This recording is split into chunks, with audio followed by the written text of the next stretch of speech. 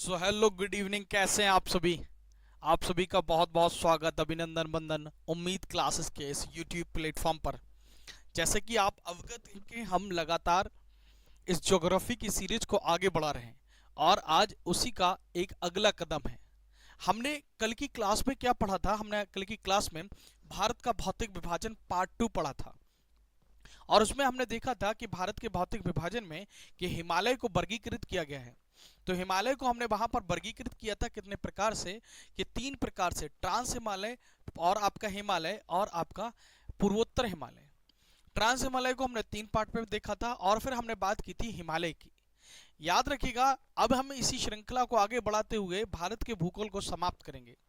तो आप हमारे साथ जुड़िएगा, ज़्यादा से ज़्यादा चैनल को सब्सक्राइब करिएगा और ज़्यादा से ज़्यादा चैनल को क्या है, शेयर करिएगा। जितना आप शेयर करेंगे उतना लोगों को लाभ होगा। और ये आपकी जो क्लासेस हो रही हैं वो फ्री ऑफ कॉस्ट हो रही हैं। इसके लिए कोई आपसे अतिरिक्त चार्ज या पैसा नहीं लिया जा रहा है। तो इसी के साथ हमारे चैनल को सब्सक्राइब करिए। हो सकता है कि चैनल छोटा हो, आप लोगों को लग रहा हो कि ये हमें फ्री मटेरियल प्रोवाइड हो रहा हो, लेकिन यकीन मानिए इसी मटेरियल के लोग बहुत पैसे चार्ज कर रहे हैं। और ये आपको एक शुरुआत है और बहुत ज़्यादा मैं ऊंचाइयों पर आपको लेकर चलूंगा। ठीक है, तो आगे चलते हैं इसी हिमालय की श्रेणी में। जो हमें पढ़ना है उसे हम लोग देख लेते हैं कि हमें किस तरीके से आगे चीजों को सीखना है। तो हमने क्या पढ़ा था, हिमालय।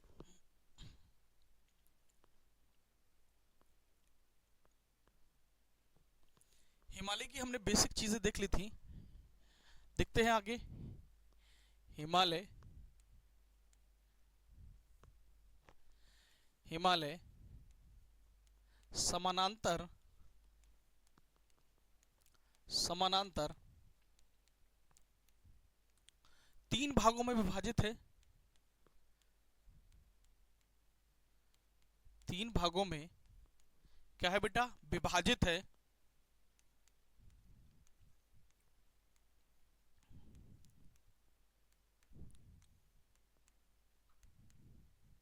अब कौन कौन से 3 भाग हैं उन्हें देख लेते हैं।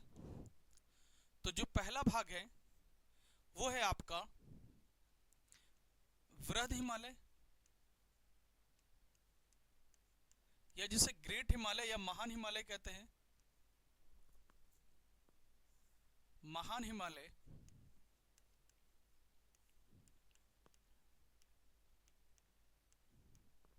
वृहद हिमालय, या इसी को कहा जाता है ग्रेट हिमालय,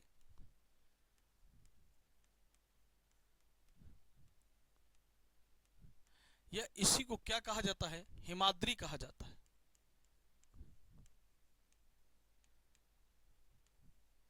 इसी को हिमाद्री कहा जाता है। दूसरे नंबर पर कौन है,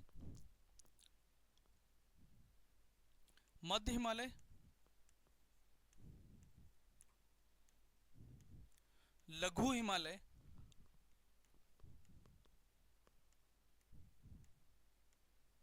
और इसी को क्या कहा जाता है बेटा, हिमाचल कहा जाता है।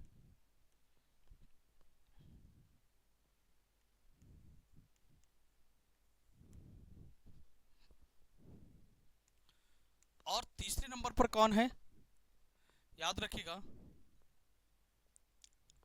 बाह्य हिमालय,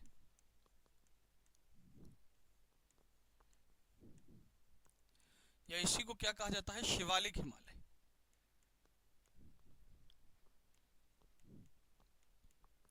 शिवालिक हिमालय। अब जो इसकी लंबाई है, ऊंचाई देख लेते हैं। तो ऊंचाई है 6000 किलोमीटर। औसत ऊंचाई क्या है, ये औसत ऊंचाई 6000 किलोमीटर। और आपकी लंबाई कितनी है, औसत लंबाई, लंबाई 2400 किलोमीटर। 2400 किलोमीटर 6000 मीटर है। ठीक है, अब हम इसी को पढ़ेंगे सबसे पहले, महान हिमालय। तो महान हिमालय पर क्या है बेटा, चोटियां हैं। महान हिमालय पर स्थित क्या है बेटा, चोटियां हैं। उन चोटियों को हम लोग देख लेते हैं कि कौन कौन सी चोटियां इस पर स्थित है।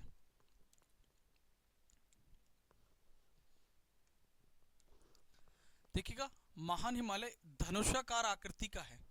किसका है, धनुषाकार आकृति का है। इस पर कौन कौन सी चोटियां हैं वो देख लेते हैं। ये कहाँ से शुरू होता है, तो ये नंगा पर्वत से शुरू होता है और कहाँ तक जाता है, ये नामचा बरवा अरुणाचल प्रदेश तक जाता है।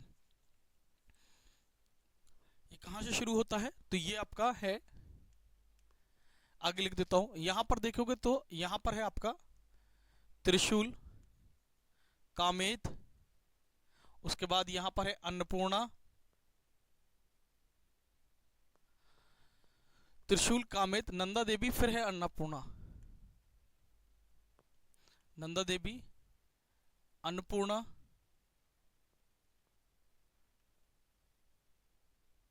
धौलागिरी, मकालू, मंशालू,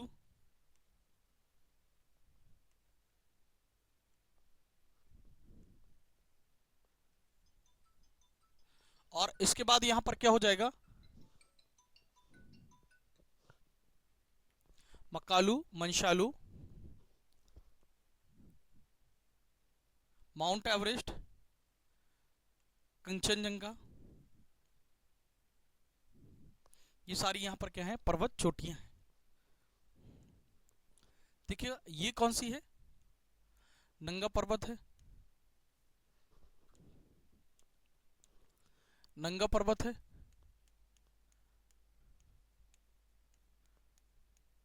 पीओके में। फिर क्या है आपका, कामेत, त्रिशूल, नंदा देवी,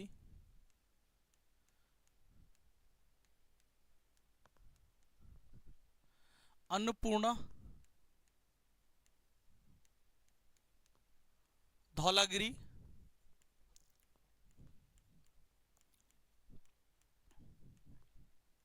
मकालू, मंशालू,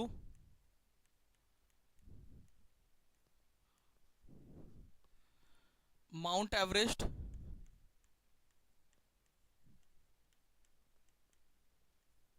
कंचनजंगा,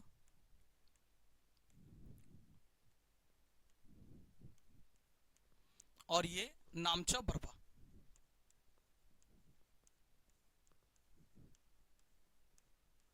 नामचा बरवा, तो ये इस तरीके से क्या है, पर्वत चोटियां हैं। आगे देखते हैं कहाँ कहाँ है, तो ये तो कहाँ पर है, नामचा बरवा, नंगा पर्वत पीओके में है, पाक ऑक्युपाइड कश्मीर में है। ये तीनों कहाँ पर हैं, उत्तराखंड में है, उत्तराखंड। ये कहाँ पर है, ये नेपाल में है।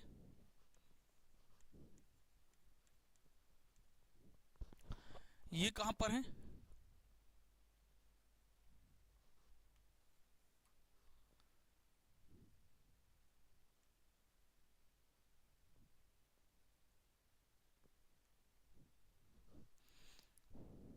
ये कहाँ पर है, भारत में है। ये सिक्किम में है,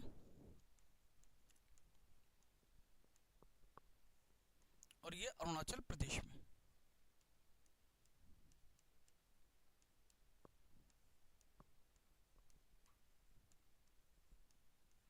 अरुणाचल प्रदेश में, तो ये इस तरीके से इनका विस्तार है। तो आपने देखा कि यहाँ पर थोड़ी दो चार चीजें मैं लिख दे रहा हूं। पहली बात, ग्रेट हिमालय, सीधा लिख रहा हूं, ग्रेट हिमालय का विस्तार, ग्रेट हिमालय का विस्तार पीओके से लेकर अरुणाचल प्रदेश तक है।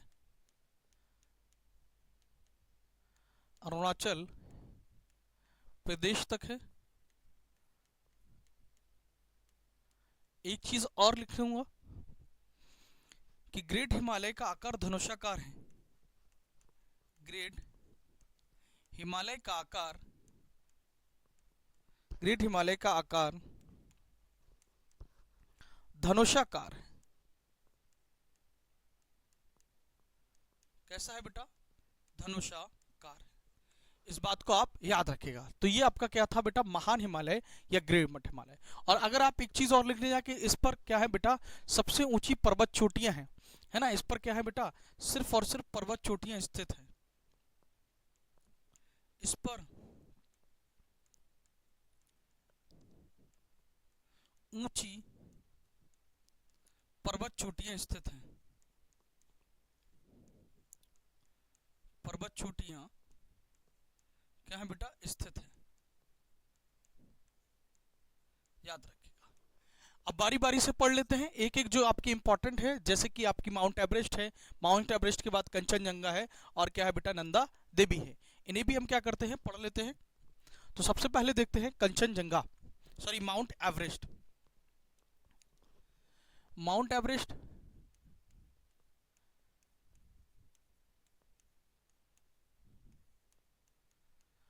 तो माउंट एवरेस्ट के बारे में जानते हैं। तो माउंट एवरेस्ट याद रखिएगा, माउंट एवरेस्ट विश्व की सबसे ऊंची चोटी है, जिसकी ऊंचाई कितनी है? 8,850 मीटर है। और ये कहां पर स्थित है? तो नेपाल में स्थित है। नेपाल के लोग इसे सागर माथा कहते हैं, और वहीं पर इसे तिब्बत के लोग चोमांग युग्मा कहते हैं, जिसका अर्थ क्या है बेटा? ब्रह्मांड की देवी है। क्या है बेटा? ब्रह्मांड की देवी है। यहां से ये डायरेक्ट क्वेश्चंस इसके क्या होते हैं बेटा? बनते हैं। तो लिख लेते हैं। देखिएगा, यह नेपाल में स्थित, यह नेपाल में स्थित, नेपाल में स्थित विश्व की सबसे ऊंची चोटी है। विश्व की सबसे ऊंची चोटी है। सबसे ऊंची चोटी है।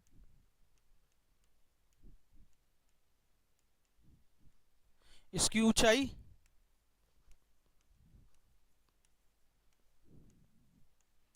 इसकी ऊंचाई 8,850 मीटर है। 8,850 मीटर है, याद रखिएगा। नेपाल में इसे क्या कहा जाता है? तो नेपाल में इसे सागर माथा कहा जाता है। सागर माथा।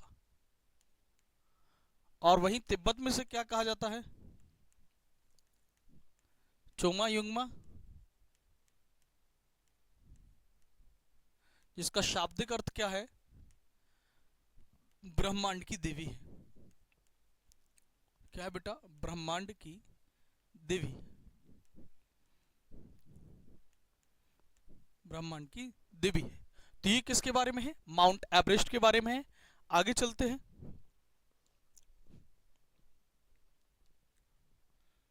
दूसरा कौन सा है? तो दूसरा है आपका कंचनजंगा।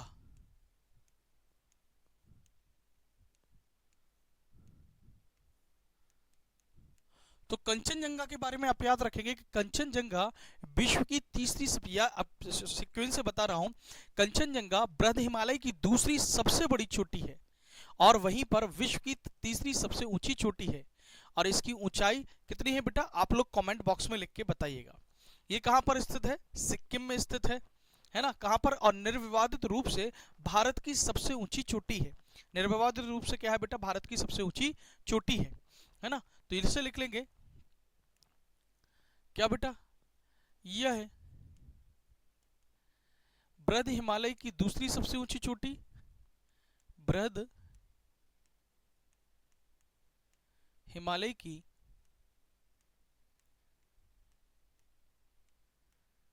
सबसे ऊंची चोटी है।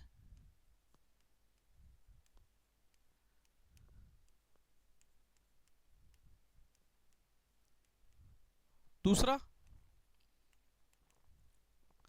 यह विश्व की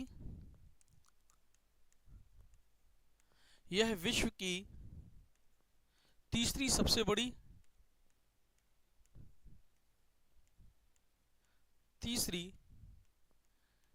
बड़ी एवं तीसरी सबसे बड़ी चोटी है?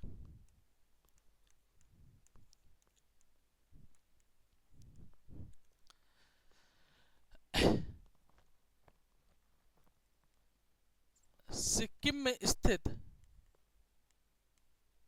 सिक्किम कहां पर है? भारत में है। सिक्किम में स्थित कंचनजंगा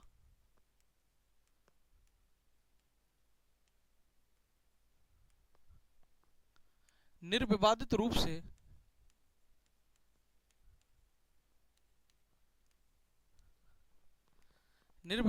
से भारत की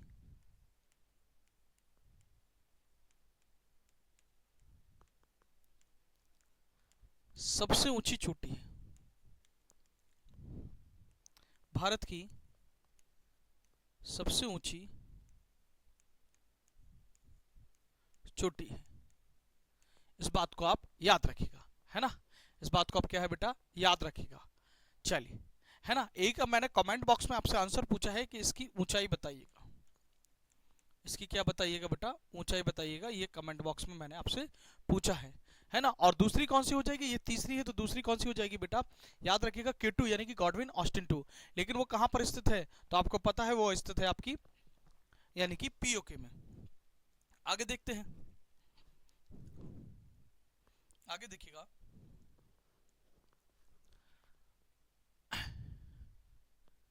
महान हिमालय,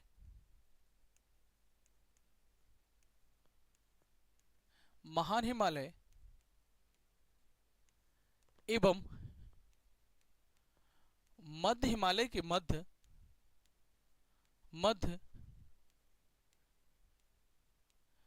हिमालय के मध्य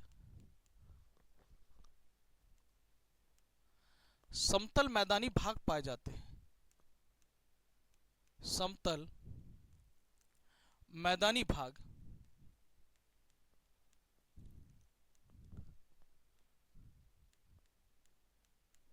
समतल मैदानी भाग क्या होते हैं बेटा? पाए जाते हैं।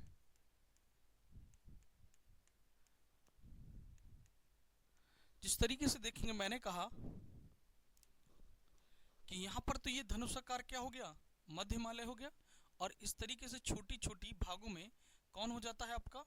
यहां पर हो जाएगा ये आपका हो गया वृहद हिमालय, बृहद हिमालय। और ये क्या हो गया आपका? लघु हिमालय। और यहां पर ये दोनों मिलते हैं तो वो उस जगह को कहते हैं दार्जिलिंग। यहां पर ये दोनों मिलते हैं तो इस जगह को क्या कहा जाता है बेटा? दार्जिलिंग। और दार्जिलिंग कहां पर है? वेस्ट बंगाल में है, पश्चिम बंगाल में है, याद रखिएगा। अब ये दो भागों में इस तरीके से पाए जाते हैं। देखते हैं, एक तरफ तो क्या हो जाएगा? जम्मू, और एक तरफ क्या हो जाएगा आपका? हिमाचल।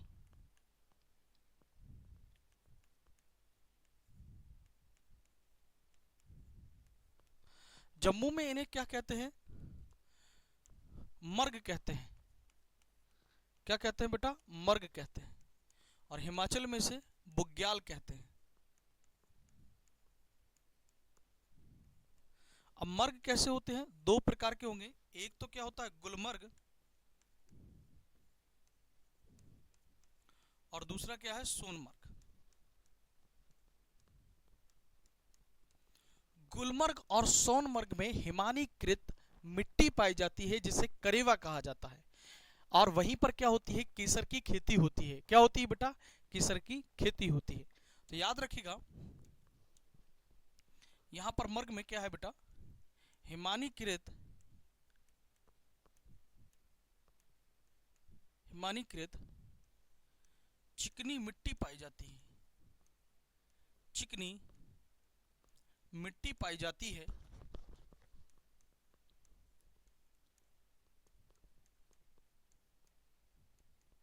जिसे कहते हैं करेवा। जिसे क्या कहते हैं? करेवा कहते हैं। और ये करेवा किस लिए होती है? याद ही रखिएगा, केसर की खेती के लिए होती है।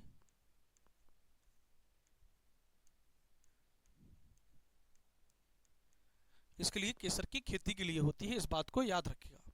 और यहीं पर क्या होता है, गुज्जर और बकरवाल, क्या बेटा, गुज्जर और बकरवाल, बकरवाल दो यायावर जनजाति रहती हैं। यायावर, इन्हें घुमक्कड़ या इंग्लिश में से nomadic herding, nomadic herding tribes कहते हैं। यानी कि जो भोजन की तलाश में और पानी की तलाश में एक जगह से दूसरी जगह जाती हैं, उन्हें क्या कहते हैं बेटा, याद रखिएगा, नॉमेडिक हार्डिंग या आपका यायावर घुमक्कड़ जनजातियां कहते हैं, जो कि कहां पर हैं बेटा, जम्मू कश्मीर में पाई जाती हैं। जो कि कहां पाई जाती हैं बेटा, जम्मू कश्मीर में। इसी तरीके से देखेंगे कि यहाँ पर यानी कि ये हिमाचल में, जैसे कि लेप्चा, लेप्चा कहाँ पाई जाती है, तो आपकी सिक्किम में। लेप्चा कहाँ पाई जाती है जनजाति आपकी, लेप्चा सिक्किम में, सिक्किम में पाई जाती है।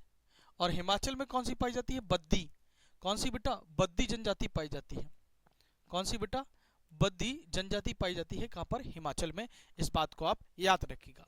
तो ये क्या है बेटा आपका, तो ये है आपका महान हिमालय। आगे चलते हैं और आप देखते हैं आपका लघु हिमालय। क्या देखते हैं बेटा, आपका लघु हिमालय देखते हैं कि लघु हिमालय किस तरीके से काम करता है, देखिएगा। और वहां पर अनेकों हिमनद भी पाए जाते हैं। अगर हिमनद की बात करें हम, है ना, थोड़ी सी बात और कर लेते हैं। जैसे कि बृहद हिमालय पर, बृहद हिमालय पर, बृहद हिमालय पर,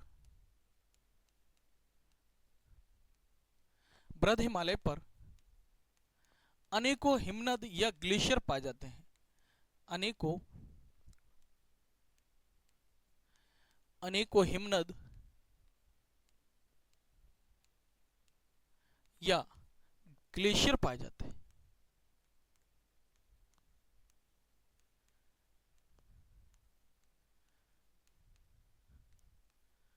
ग्लेशियर पाए जाते हैं। कौन कौन से ग्लेशियर पाए जाते हैं, यहां पर देखेंगे एक ग्लेशियर पाया जाएगा जिसका नाम है यमुनोत्री। यहां पर देखेंगे गंगोत्री, यहां पर चोरावारी, यहां पर सतोपंथ और यहां पर जैमू या गोसाई धाम, गोसाई धाम या जैमू। तो इन्हें लिख लेते हैं बारी बारी से। ये कौन सा हो जाएगा, यमुनोत्री, गंगोत्री, चोरावारी, सतोपंथ, गोसाई धाम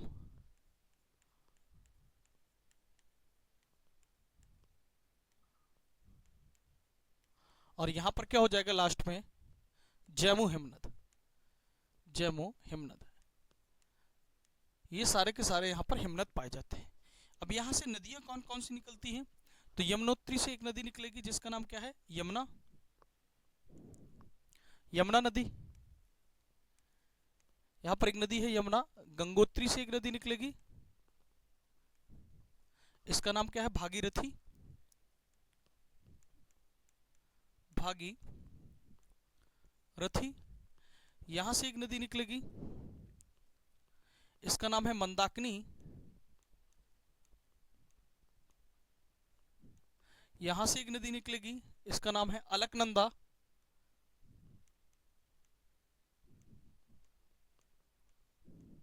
यहां से एक नदी निकलेगी कोसी, जिसे बिहार का शोक कहा जाता है, जो अपना रास्ता बदलने के लिए कुख्यात है। और यहां से एक नदी निकलेगी, इसका नाम है तीस्ता। और तीस्ता नदी को सिक्किम की जीवन रेखा कहा जाता है। क्या कहा जाता है, सिक्किम की जीवन रेखा कहा जाता है। जीवन रेखा कहाँ की बेटा, सिक्किम की। आगे पढ़ेंगे तो इस तरीके से जो हिमनद होते हैं वहां से क्या निकलती हैं बेटा, नदियां निकलती हैं। क्या निकलती हैं बेटा, याद रखिएगा, नदियां निकलती हैं। आगे हम बात करते हैं किसकी बेटा, आपकी हिमालय की। कौन सा हिमालय, लघु हिमालय, लघु हिमालय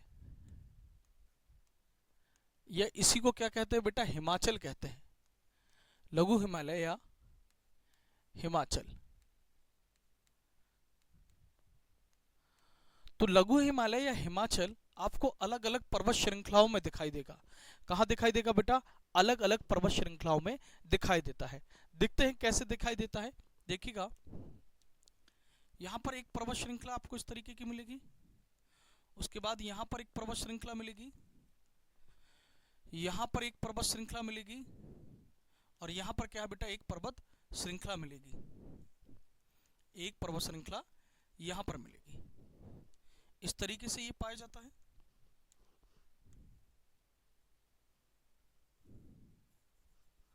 इस तरीके से क्या है बेटा, हिमनद पाए जाते हैं।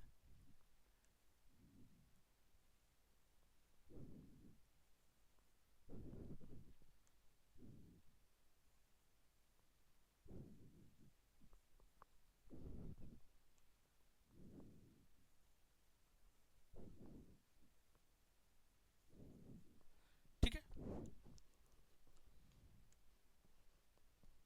अब इनके नाम क्या हैं? इसका नाम है पीर पंजाल पर्वत श्रेणी,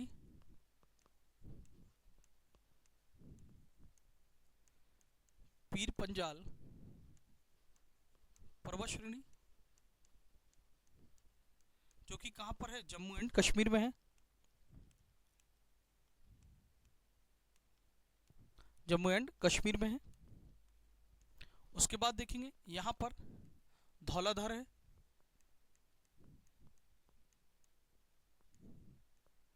जो कि कहां पर है, हिमाचल प्रदेश में है।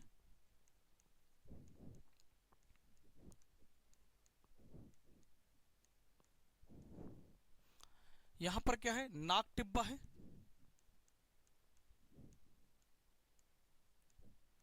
जो कि उत्तराखंड में है।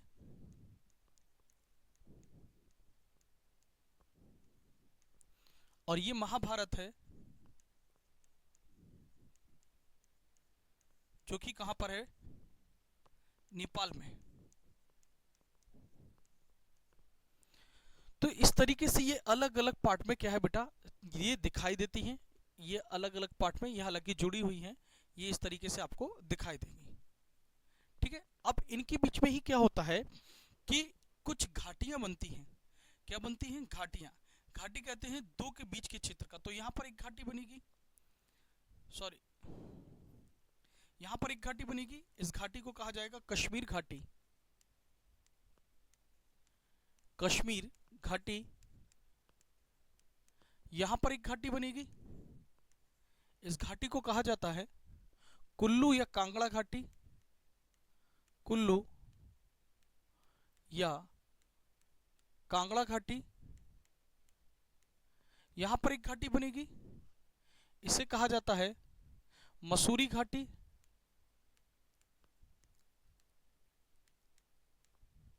और यहां पर एक घाटी बनेगी, इस घाटी को कहा जाता है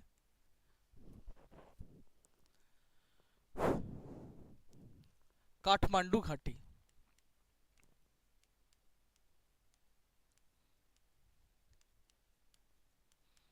ये चार अलग अलग घाटियां बनती हैं। घाटियां क्या होती हैं बेसिकली, अगर आप देखेंगे तो दो निरंतर या समांतर पर्वत श्रृंखलाओं के बीच में जो नदी होती है वो इसको काट देती है, इस क्षेत्र को क्या करती है, काट देती है। नदियां क्या करती हैं, जो बीच वाली रेखा इसे काट देते हैं, यही क्या बनती है, नदी घाटी बनती है। यानी कि नदी से बनी है तो नदी, और घाटी से क्या हो जाता है, घाटी हो जाती है, नदी घाटी। तो ये जो चारों आपकी, यानी कि जो आपकी क्या बन रही है बेटा, घाटियां बन रही हैं। और यहाँ से एक क्वेश्चन आता है, तो ये क्या है बेटा, कोई ना कोई नदी इसे क्या करती है, बनाती है। तो देखिएगा कौन सी नदी किसे बनाती है। तो यहाँ पर एक नदी बहती है, इसका नाम है झेलम नदी। यहाँ पर एक नदी बहेगी, इसका नाम क्या है बेटा, झेलम नदी, झेलम नदी। तो झेलम नदी क्या बनाती है, कश्मीर घाटी बनाती है। झेलम नदी क्या बनाती है, याद रखिएगा, कश्मीर घाटी। यहाँ पर एक नदी बहेगी, और इस नदी का नाम क्या हो जाएगा, व्यास नदी। क्या हो जाएगा बेटा, व्यास नदी। और व्यास नदी क्या करेगी, याद रखिएगा, कुल्लू या कांगड़ा घाटी को बनाएगी। किसको बनाएगी, कुल्लू या कांगड़ा घाटी को। उसके बाद देखेंगे यहाँ पर एक घाटी बहेगी, ये कौन सी है, मसूरी घाटी। तो यहाँ पर यमुना नदी है। कौन सी नदी है बेटा, यमुना। और यहां पर देखेंगे एक घाटी यहां पर बनेगी, और ये कौन सी है, बागमती नदी है, बागमती नदी। तो ये क्या बनाती हैं, अलग अलग प्रकार की घाटियां बनाती हैं, है ना, क्या बनाती हैं बेटा, अलग अलग प्रकार की घाटियां, है ना। तो यहाँ पर निरंतर पर्वत श्रृंखला है, और पर्वत श्रृंखलाओं में अलग अलग हैं, अपशिष्टें बीच में रुकी हैं, क्योंकि ये यहाँ पर नदियों ने क्या बना दी है बेटा, घाटी बना दी है ना। तो आज यहाँ पर रहने देते हैं, यहीं पर आगे पढ़ेंगे हम लोग बहुत कुछ, जैसे कि हमें क्या पढ़ना है यहाँ पर, स्वास्थ्य वर्धक स्थल यानी कि हिल स्टेशन पढ़ने हैं।